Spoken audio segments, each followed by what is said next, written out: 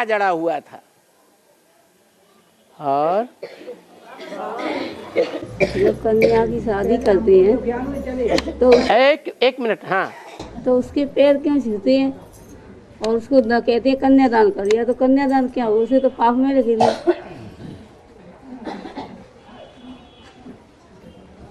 कन्या परिवार में सबसे जास्ती पवित्र रत्न है।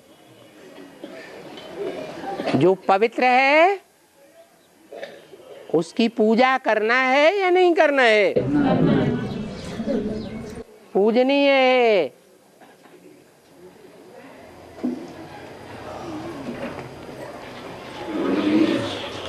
प्रश्न है, जब पूजा करते हैं तो उसकी शादी क्यों करते हैं? अच्छा, शादी लक्ष्मी नारायण ने भी की थी या नहीं की थी? है? की थी। क्या लक्ष्मी ने गड्ढे में गिरने के लिए शादी की थी? अब भावना की बात है। जैसी दृष्टि वैसी सृष्टि।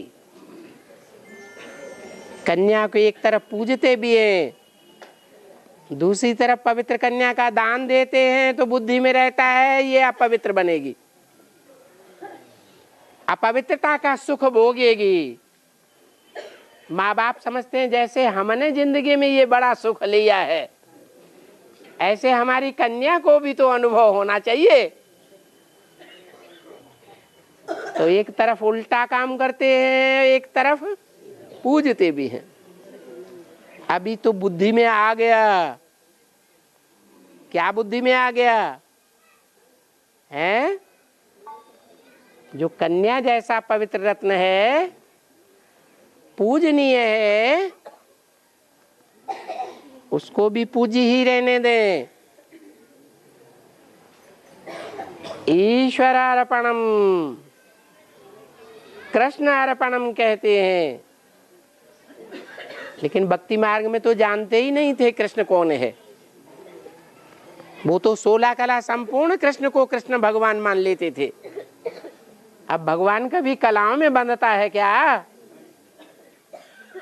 ये तो ज्ञान सूर्य की बात है। ज्ञान सूर्य जिस संगम युगी कृष्ण में आता है, उस संगम युगी कृष्ण में आकर के एवर प्योर का पार्ट बजाता है। परम पवित्र, जिसको कहते हैं अमोघ वीर्य। तो जो कन्याएं संगम युग में साक्षात बाप को समर्पित की जाती हैं, तो माँ बाप क्या समझते हैं? कन्या को गड्ढे में डाला या कन्या को अच्छी जगह डाला है? पवित्र ब्राह्मण को गाय अर्पण किए है। वो तो जानवर गौओं को गाय समझते हैं। गाय बड़ा सीधा साधा जानवर है।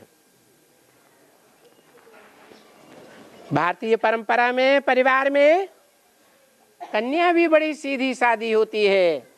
भारतीय कन्या को जिस खूंटे से जिस परिवार में बांध दिया जाए, जीवन भर वहीं बंद करके रहती है।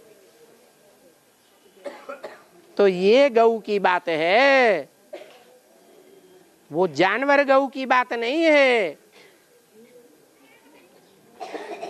इस गऊ की रक्षा का आंदोलन होना चाहिए। बाबा, हाँ, बाबा कहते हैं कि 75 साल